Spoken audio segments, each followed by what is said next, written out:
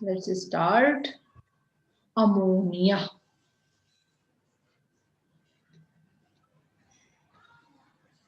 Okay. Ammonia is NH3. Ammonia is considered as a base. Okay. Why it is known as a base? It is not having no hydroxyl ion. There is no hydroxyl ion. It has. Then why the ammonia is a base? That is a question. Ma'am, it's Because hanging, ma'am. I'm just gonna connect it to the hotspot. okay. Yes. So the question is why ammonia is a base, right? Because in ammonia, if we make the structure of the ammonia, ammonia has the two lone pair of electron. Okay, it has lone pair of electrons. So during this the reaction, it can donate. Okay, and the compound which can donate the lone pair of electron is also known as a base. Other than that, Okay. ammonia is highly soluble in water also. When we are dissolving the ammonia into the water, it is going to form the ammonium hydroxide. That is a base only. It has the hydroxide ion, so it will be considered as base. So the first when the discovery was started, it was found like Ma'am, that. ma'am, 1 second. It Why is is it is NH3 a an base? okay. There is the electron which are known as the bond pair of electron. Okay, because they are participating in the bond formation. The electron pair which is not taking part in any bond formation, that are known as the lone pair of electron. Okay, Yeah, so it it is is like because that. ammonia has a lone pair of electrons, which When we dissolve ammonia into the water, it forms ammonium hydroxide, and you will see here ammonium hydroxide has the hydroxyl group. Due to that, it is known as a base too, right? Now come to the discovery part of the ammonia gas. Okay, ammonia first it was observed like that it is in an alkaline air. It is due to the same reason because we found that it is basic in nature. And finally, there was the scientist, no need to learn the name of the scientist. Davy established that ammonia is made up of nitrogen and hydrogen. Okay, understood. Now let's move to the next part here, that is occurrence. Occurrence is also not important, but yes, we need to learn. Ammonia is present in free state also in the atmospheric air and in your natural water it is found. Okay, in a lot of nitrogenous substances also you will find out the ammonia gas, but ammonia gas is going to find out in the combined form. A lot of ammonium salt we have ammonium chloride, ammonium nitrate, ammonium carbonate. All these types of the chemical compound are present where you will find out the ammonia in the combined form. Ammonium chloride is your camphor, no other, right? Which has the power of the sublimation. What is sublimation? You just give the heat to the solid ammonium chloride, it will directly convert into the gaseous form without changing into the liquid form. That is known as the sublimation. Okay, so it is present everywhere. In the combined state, it is present as the ammonium salt. Okay, in free state also it is find out in the atmospheric air, in the nitrogenous soil. Ammonifical bacteria also convert nitrate into the ammonia, so it is present in the soil too. Okay, let's move to the main topic of this chapter, that is the laboratory method.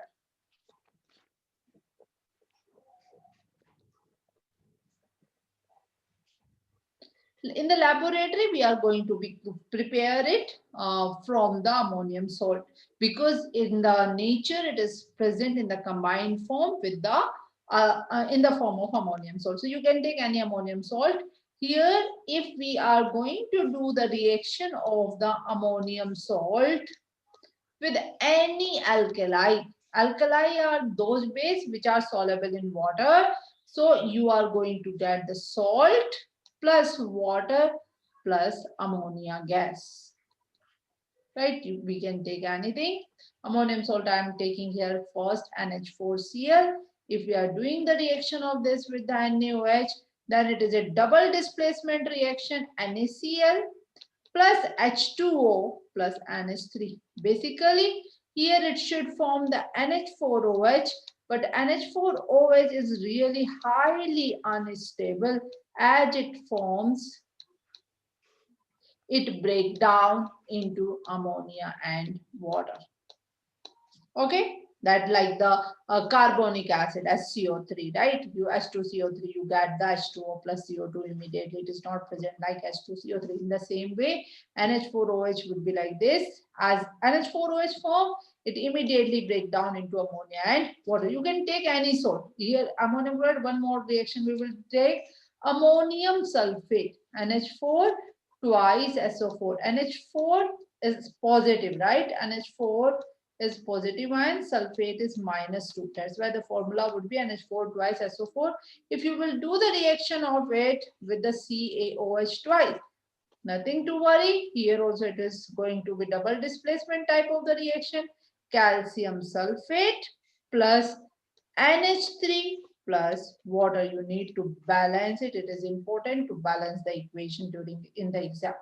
Okay, so all these are the ammonium salt. By that we can make the ammonia into the lab, but ammonium chloride is easily available. So in the lab we are going to use the ammonium chloride with calcium hydroxide, that is also lime water. So what would be the reaction between the ammonium chloride plus calcium hydroxide?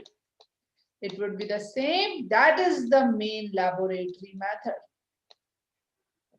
Okay, that would be CaCl2 plus H2O plus ammonia. You are going to get it here. Okay.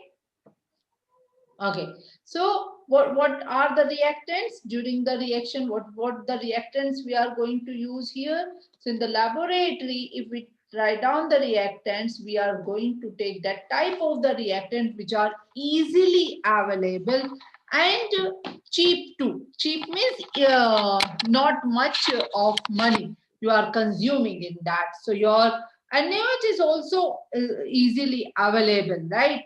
But there are some more problem with that.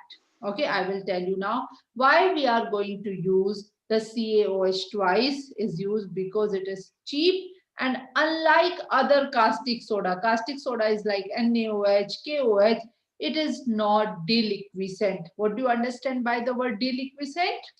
We did it. In the reactants, we are using two things, right? One, we are going to take dry ammonium chloride plus second thing, we are going to take here slaked lime. Okay, and as for the slaked lime formula is CaOH twice. Okay, understood this thing? Higher ratio by weight of the alkali is used so that if there, because the dry NH4Cl is really going to sublimate as you are going to heat it. So little bit heat also will convert your ammonium chloride into the solid ammonium chloride into the vapor one because it is easy to sublimate, right? That's why. So here we are going to take the higher amount of the quick slake lime so that it can react immediately with your NH4Cl and you can get your ammonia gas. Okay, that is the one reason we are using the higher ratio of by weight of the alkali. Understood this thing? Second one, why you are using the COH twice? Because it is not deliquescent. What is the meaning of that? Deliquescent means it does not absorb the moisture and does not dissolve in the water. Okay, deliquescents are the substances which absorb the moisture from the atmosphere and dissolve in that. They make the solution in that. So COH twice is that type of the lime which does not absorb. Now Come to the next. Why we are using only the NH4Cl, not the NH4 and not. So you have the ammonium chloride like this, okay? NH4Cl solid. Okay, rock it is. Okay, so here you are going to break down into the small pieces. Okay, as you will break down it into the small pieces, so the surface area will increase. Surface area will increase means it is going to provide a lot of area to the calcium hydroxide to react, so that the reaction can become faster. Okay, that is the one thing here. If you are grounded it in multiple pieces, so more particle of the ammonium chloride will come in the contact of the calcium hydroxide. They will react and will produce more ammonia, because increase number of particles increases the surface area. If increase in surface area is there, so reaction will be faster.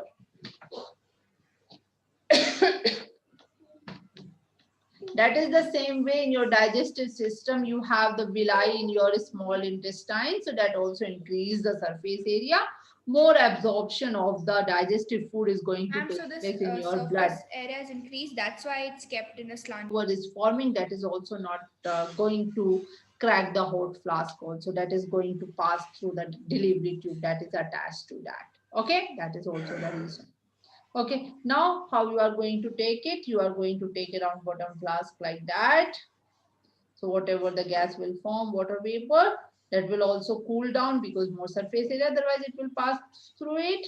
Here you are going to take your ammonium chloride plus CaOH twice, alkali slate like. You are going to heat it. After that, because the vapors, water is formed, na, ammonia plus water. So ammonia ke saath you have the water also. So you don't want the water in your gas. So you need to pass your gas to some drying agent. And here what drying agent you are going to use? Here whatever the drying agent we are using, that is of the calcium oxide. Why we are using the calcium oxide? Because it does not react with your ammonia gas. You want the ammonia. Ammonia should not be reactive with your drying agent. But we need to remove the water. So you will pass your ammonia gas with it. As you will pass it through this drying agent, it is going to be absorbed. The water will be absorbed in the CaO, and ammonia you are going to get by this downward displacement method.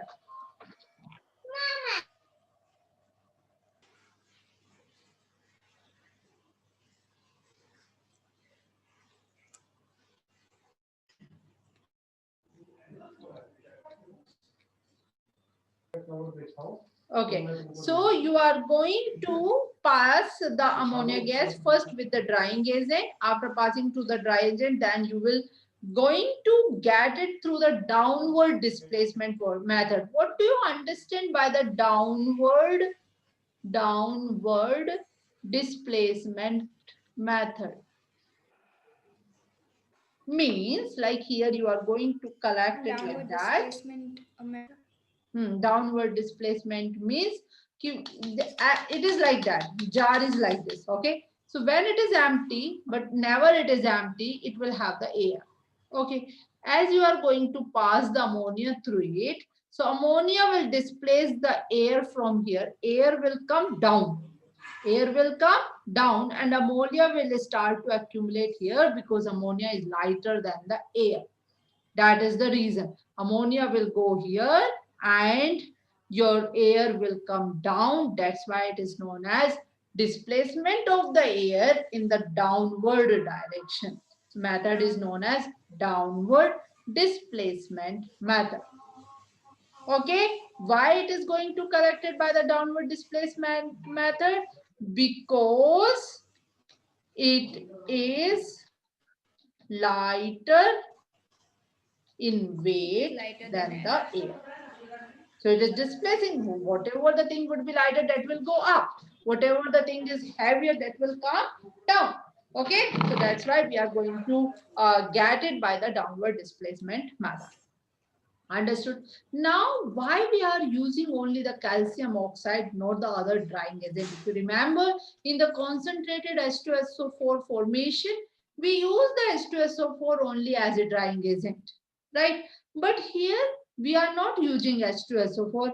Why? Because ammonia can react with the H2SO4 easily and form the ammonium salt. You don't want to form the ammonium salt, you want your ammonia. So you don't want to use that type of the drying agent which are going to react with your ammonia gas. In the same way, why you cannot use P2O5, that is also a phosphorus pentoxide that you cannot use in the preparation of the H2SO4 also, right? So yeah, HCl also, I'm talking about the HCl, right? So ammonia can react with the P2O5 also, and here we are using the solution of P2O5 and it formed the salt NH4 thrice PO4, that is ammonium phosphate. That's why we cannot use P2O5, we cannot use H2SO4. Even calcium chloride is also very good drying agent. We cannot use the calcium chloride also as a drying agent because your ammonia has the capability to react with the calcium chloride also. It is an addition product. So no other one you can use except quicklime, that is the CaO. Is that clear to you? So this is the way how we can prepare the ammonia gas in the lab. Now just read. Physical properties make color. Color is colorless. Ammonia smell, you can smell from Strong, the pungent. washroom, school washroom or some public uses washroom. Okay. So there you will get that smell. It is really a pungent smell.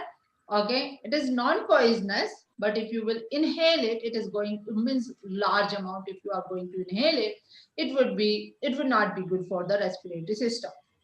Okay, so if you will go to the color, can you see the color somewhere in the washroom? No, there is no color, right? So that's why it is colorless.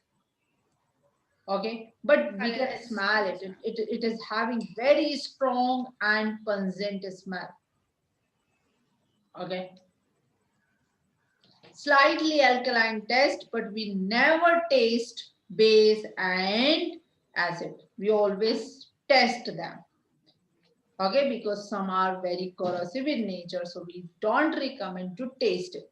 Okay, now come to the physiological nature. It is non-poisonous, but if a person is going to inhale it in the more quantity, it is not good for the lungs. That is the one thing. Density, ammonia. What would be the molecular weight? 14 plus 3, 17. So what would be the vapor density? 17 by 2. Molecular weight by 2, na? Molecular weight Yes, by ma'am. 2. Then it will come 8.5.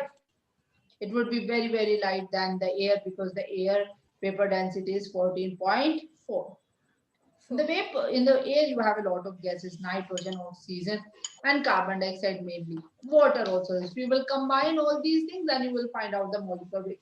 It is highly soluble in water. Ammonia, HCl is also. Ammonia is highly soluble in water, and as it dissolves soluble in water, as you dissolve the ammonia into the water, it forms ammonium hydroxide. Okay, so that is the thing. And solubility experiment of HCl also gas you did by the fountain method. Same method we are going to use for the ammonia gas solubility in water. Okay, that we will do now in some time. Liquefaction means we can convert it at low temperature in the liquid ammonia. And liquid ammonia we use at many places. Okay, for frozen substances. Okay, we want to keep in the frozen state some meat or some other things, some living organism like liver or heart. If we want to keep, then we use the liquid ammonia. Sometimes we use the liquid nitrogen too. Okay, boiling point. Liquid ammonia boils at minus 33.5 degrees Celsius and its freezing point is also minus 77.7 degrees Celsius. Okay, let's start the fountain experiment, which is going to tell you the two things. One, ammonia gas is soluble in water, and the second thing, it is It's going just the to, same thing it was there in yes, nitrogen HCl. gas also. But there is a difference. Where in the HCl, here in the TRO, you took the blue litmus solution. Okay, in the case of the ammonia, you are going to take here red litmus solution. Okay, because acid change blue to red. Ammonia is basic, which will change red to blue. That is the difference. If this question come in the exam like this, they will do it like that. They will give you the throw in that they will fill thing like that. They are filling here red litmus solution. Then they will make the setup for you completely, and they will ask you by this experiment what we are going to prove and which gas is filled here. Okay, so here red litmus is there, then you will say here is the ammonia, here the blue color shower will come. Okay, and from the dropper you are going to put the water. As you will put the water with the dropper, ammonia gas will dissolve into the water. As the ammonia will dissolve into the water, if you remember, it will form the NH4OH, and due to the presence of the hydroxide ion, it is going to give the color with the red litmus. So as the red litmus solution is going to come here, and it will react with ammonium hydroxide, it will convert into the blue color. So here we blue color fountain we will get. That is going to prove that ammonia is basic in nature. Second thing, that is going to prove that also ammonia is soluble in water too. Okay, is that clear to you now? Yes, Yes. ma'am. Uh-oh.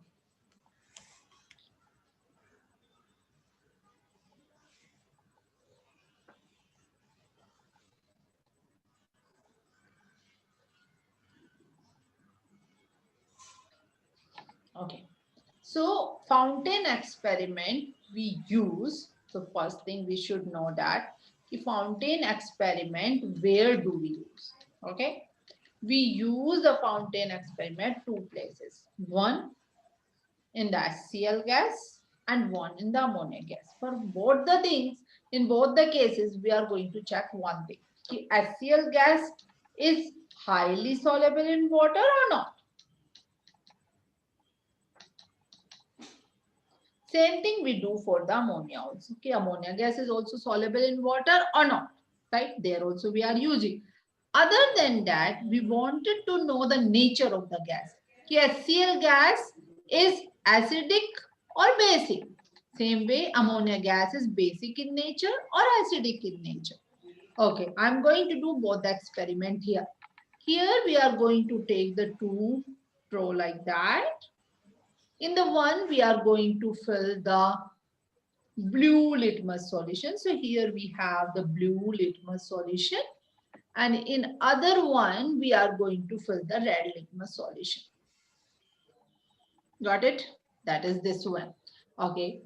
That is going to attach with a tube that is known as a jet tube. So here also we are going to add. Jet tube works on the atmospheric pressure principle. Right, so here a lot of pressure is also there, which is going to put by the atmosphere, which will push that solution up into the capillary tube, jet tube. Now this jet tube we are going to connect with a round bottom flask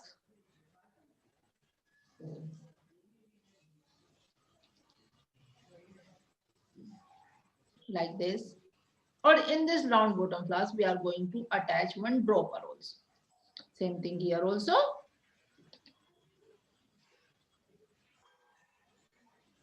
Here also we are going to add a dropper. With the help of the dropper, we are going to add the water involved. Okay. In this flask, I filled a gas, and the gas is here.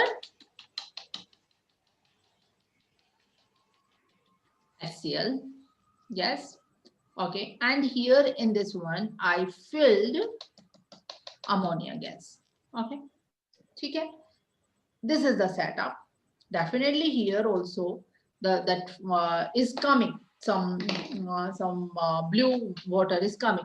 But as I put 1 or 2, 3 drops with the help of the dropper of water in the HCl, so HCl will dissolve into the water. As the HCl dissolve into the water, immediately whatever the blue color was coming here, uh, till here it will come the blue color like this only.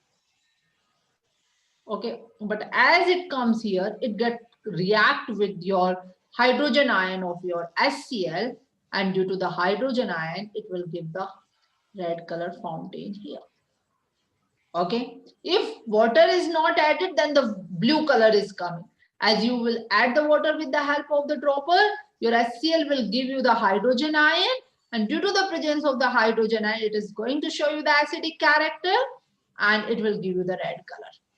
Till water you are not going to add, HCl will not give the hydrogen ion.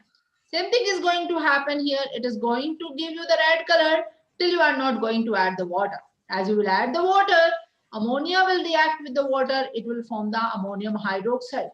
Now as the hydroxide ion will come there, immediately this red litmus solution will react with your hydroxide ion and will give you the blue color. Till hydroxide ion is not there, it is not going to give. So that is telling two things. One, ammonia is giving the blue color with the red litmus solution, means ammonia is basic in nature. Second thing, ammonia is going to give the basic nature character only when it is going to dissolve into the water. Means ammonia is soluble in water. Same thing is here too. HCl is not going to give you the red color here till it is not going to give you the hydrogen ion. Okay, as you dissolve the HCl into the water, it gives you the hydrogen ion. Hydrogen ion is a sign of the acidic nature, means as hydrogen ion, yeah, acid, any acid reacts with the blue litmus paper, the blue litmus solution, it gives the red color. So this experiment is telling you the solubility of ammonia or HCl in water. That is the one thing it is telling you. Second thing it is telling you that ammonia is basic in nature, or if you are doing this, then HCl is acidic in nature. So this is all about our fountain experiment.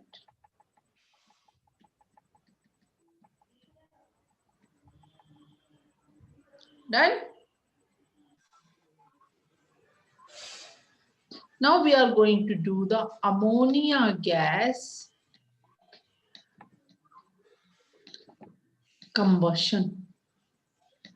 If you combustion means burning, right? If you want to burn something, you need oxygen, right? Without oxygen, we cannot burn here anything, right? Okay, but ammonia is a different type of the gas. It is really tough to react with the oxygen. It is not easy to do this thing easily, combustion reaction. Sometimes it burns in the atmospheric air, but we need the catalyst usually to do the oxidation of ammonia. Okay, that's why that one more reaction is also there, that is known as the catalytic oxidation. Catalytic means where you are going to use some catalyst for the oxidation of your ammonia gas. Okay, so combustion means burning, but ammonia is neither combustible, it cannot burn itself, right? Because for burning thing, you always need oxygen. If you are not providing oxygen, it is not going to burn. So it is not neither combustible, it is written as it is in your book, combustible, nor a supporter. Supporter means it will not help the others also to burn. Okay, but it will burn only when it is going to react with the oxygen. Okay, understood? Now, how we are going to do it? So first thing is the simplest way, and it is not as simple too, as we can see in the diagram also. First we will do the reaction. Ammonia, whenever react with the oxygen, right, it will form the nitrogen gas and the water without catalyst. If you will use the catalyst, then in the presence of the catalyst, more oxidation of the ammonia is going to take place. And when more oxidation of oxygen is going to take place, so your nitrogen which is going to form will change into the nitric oxide plus water. So, but here in this reaction, you have to use the catalyst as well as the high temperature. So, catalyst is what it is doing. It is going to oxidize more, and oxidize more means it is going to add the more oxygen to your nitrogen. Then it will oxidize more. Here, it is oxidizing it simply. How it is oxidizing it simply? By removal of hydrogen. Oxidation is what? Oxidation is two types. Either you will say the removal of hydrogen, and you Or can the say addition of addition of oxygen. oxygen. So in the first case, what is happening? In the first case, it is just removing the hydrogen. Okay, so simple oxidation is going to take place. But when we are using the catalyst in that situation, not only the removal of the hydrogen, after removing the hydrogen also, it is adding the more oxygen to your nitrogen. So double oxidation is going to take place. So here, catalyst is increasing the more oxidation of ammonia in the second case. You got the point? And a lot of heat is also going to generate it in the second case. And sometime one more thing is also happen. It further oxidized into nitrogen dioxide too, if you are going to do the reaction for more longer time period. So when you are doing it without using catalyst, it will just remove the hydrogen and you will get nitrogen and water. So you can write down it without catalyst.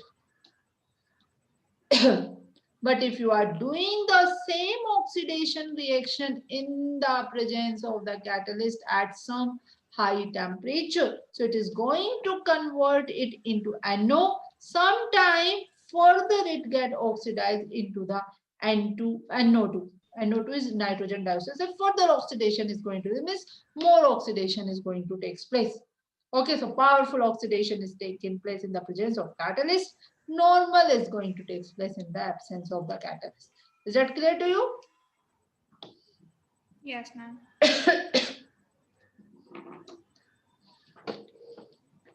Just read it quickly because it needs a lot of explanation. So I will do it in the next class only. Okay then. Bye. Thank you. Thank you, ma'am. Bye. Bye.